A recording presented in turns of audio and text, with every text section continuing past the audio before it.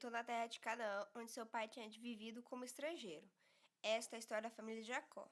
Quando José tinha 17 anos, pastoreava os rebanhos com seus irmãos, ajudava os filhos de Bila e os filhos de Zilpa, mulher de seu pai, e contava ao pai a má fama deles. Ora, Israel gostava mais de José do que de qualquer outro filho, porque ele havia nascido em sua velhice. Por isso, mandou fazer para ele uma túnica longa. Quando seus irmãos viram que o pai gostava mais dele do que de qualquer outro filho, odiaram-no e não conseguiam falar com ele amigavelmente. Certa vez, José teve um sonho e, quando o contou a seus irmãos, eles passaram a odiá-lo ainda mais. Ouça o sonho que tive, disse-lhes. Estávamos amarrando os feixes de trigo no campo, quando o meu feixe se levantou e ficou em pé, e os seus feixes se ajuntaram ao redor do meu e se curvaram diante dele. Seus irmãos lhe disseram: Então você vai reinar sobre nós? Quer dizer que você vai nos governar? E o odiaram ainda mais, por causa do sonho do que tinha dito. Depois teve outro sonho e o contou a seus irmãos. Tive outro sonho, e dessa vez o sol, a lua e 11 estrelas se curvaram diante de mim.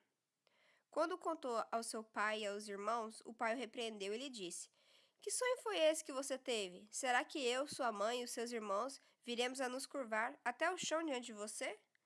Assim, seus irmãos tiveram ciúmes dele. O pai, no entanto, refletia naquilo. Os irmãos de José tinham ido cuidar dos rebanhos do pai, perto de Siquém. E Israel disse a José: Como você sabe, seus irmãos estão apacentando os rebanhos perto de Siquém. Quero que você vá até lá. Sim, senhor, respondeu ele. Disse-lhe o pai: Vá ver se está tudo bem com seus irmãos e com os rebanhos, e traga-me notícias. Jacó enviou quando estava no vale de Hebrom. Mas José se perdeu quando se aproximava de Siquém. O homem o encontrou vagueando pelos campos e lhe perguntou: Que é que você está procurando? Ele respondeu: Procuro meus irmãos. Pode me dizer onde eles estão apacentando os rebanhos? Respondeu o homem: Eles já partiram daqui. Eu os ouvi dizer: Vamos para Dotã. Assim, José foi em busca dos seus irmãos e os encontrou perto de Dotã. Mas eles os viram de longe e, antes que chegasse, planejaram matá-lo. Lá vem aquele sonhador, diziam uns aos outros. É agora. Vamos matá-lo e jogá-lo num desses poços. E diremos que um animal selvagem o devorou. Veremos então o que será dos seus sonhos. Quando Rúben ouviu isso, tentou livrá-lo das mãos deles, dizendo: Não lhe tiremos a vida, e acrescentou: Não derramem sangue. Joguem-no naquele poço no deserto, mas não toquem nele. Rúben propôs isso com a intenção de livrá-lo e levá-lo de volta ao pai. Chegando José, seus irmãos lhe arrancaram a túnica longa, agarraram-no e o jogaram no poço, que estava vazio e sem água. Ao se assentarem para comer, viram ao longe uma caravana de ismaelitas que vinha de Gileade.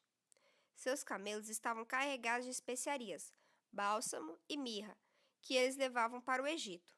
Judá disse então a seus irmãos: Que ganharemos se matarmos o nosso irmão e escondermos o seu sangue? Vamos vendê-lo aos ismaelitas. Não tocaremos nele, afinal é nosso irmão, é nosso próprio sangue. E seus irmãos concordaram. Quando os mercadores ismaelitas de Midian se aproximaram, seus irmãos tiraram José do poço e o venderam por 20 peças de prata aos ismaelitas, que o levaram para o Egito. Quando Rúben voltou ao poço e viu que José não estava lá, rasgou suas vestes e, voltando a seus irmãos, disse: O jovem não está lá, para onde irei agora? Então eles mataram um bode, mergulharam no sangue a túnica de José e a mandaram ao pai com este recado: Achamos isto. Veja se é a túnica de seu filho. Ele a reconheceu e disse: É a túnica de meu filho. Um animal selvagem o devorou. José foi despedaçado. Então Jacó rasgou suas vestes, vestiu-se de pano de saco e chorou muitos dias por seu filho. Todos seus filhos e filhas vieram consolá-lo, mas ele recusou ser consolado, dizendo: Não, chorando descerei à sepultura para junto de meu filho. E continuou a chorar por ele. Nesse meio tempo, no Egito, os midianitas venderam José a Potifar, oficial do faraó e capitão da guarda. Por essa época, Judá deixou seus irmãos e passou a viver na casa de um homem de Adulão, chamado Ira. Ali, Judá encontrou a filha de um cananeu chamado Suá e casou-se com ela. Ele a possuiu, ela engravidou e deu à luz um filho, ao qual ele deu o nome de Er. tornou-a a engravidar, teve um filho e deu-lhe o nome de Onã. Quando estava em Quezibe, ela teve ainda outro filho e chamou-o Selá. Judá escolheu uma mulher chamada Tamar para seu filho mais velho, mas o Senhor reprovou a conduta perversa de filho mais velho de Judá, e por isso matou. Então Judá disse a Onã: case-se com a mulher do seu irmão, cumpra suas obrigações de cunhado para com ela, e dê uma descendência a seu irmão. Mas Onã sabia que a descendência não seria sua. Assim, toda vez que possuía a mulher de seu irmão, derramava o sêmen no chão para evitar que seu irmão tivesse descendência. O Senhor reprovou o que ele fazia, e por isso o matou também.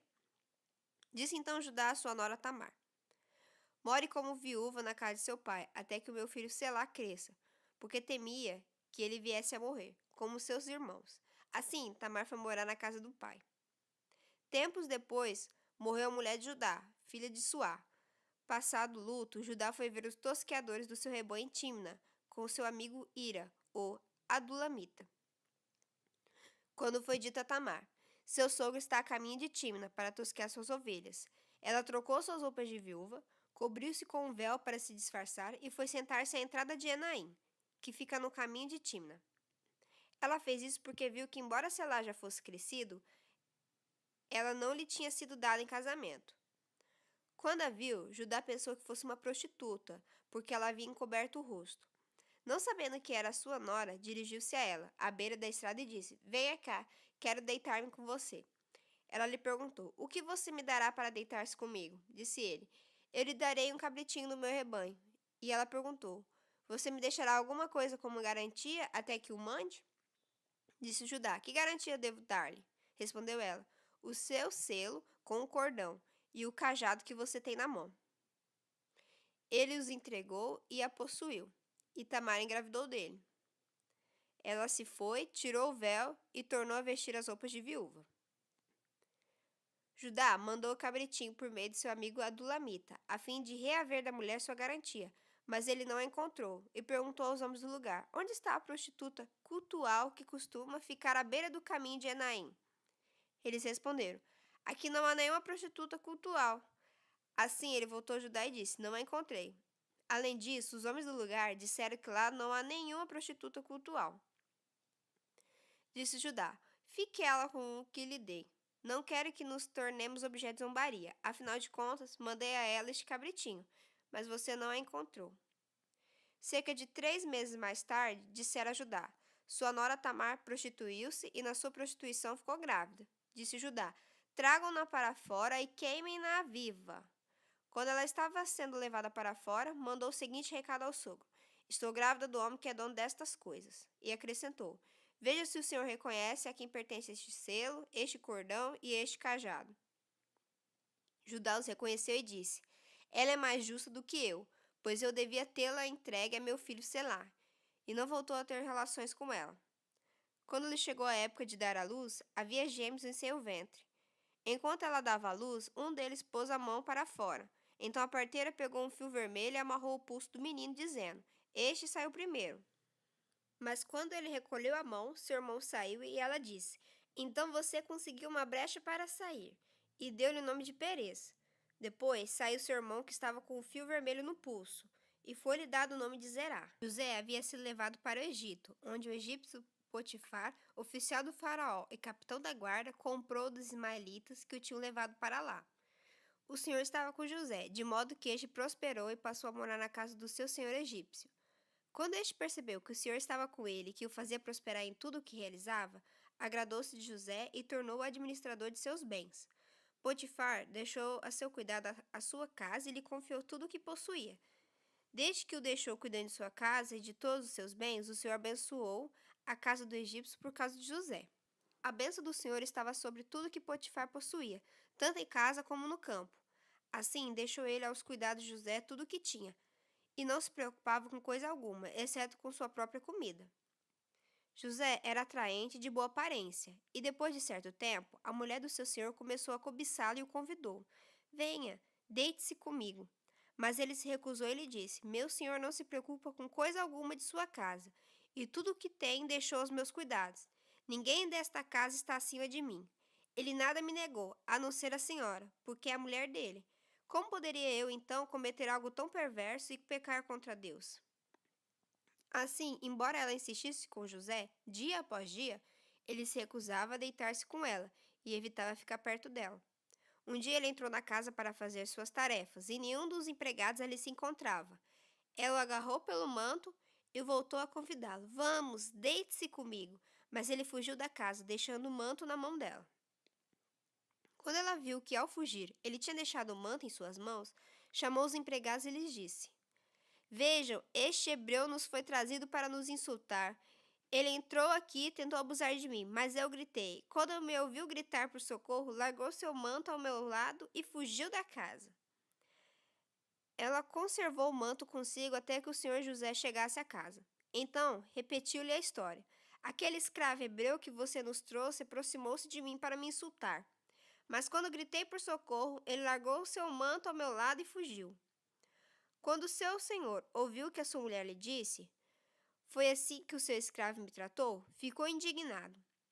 Mandou buscar José e lançou-o na prisão, em que eram postos os prisioneiros do rei. José ficou na prisão, mas o Senhor estava com ele e o tratou com bondade, concedendo-lhe a simpatia do carcereiro. Por isso, o carcereiro encarregou José de todos que estavam na prisão. Ele se tornou responsável por tudo que lá sucedia. O carcereiro não se preocupava com nada do que estava a cargo de José, porque o Senhor estava com José e lhe concedia bom êxito em tudo o que realizava.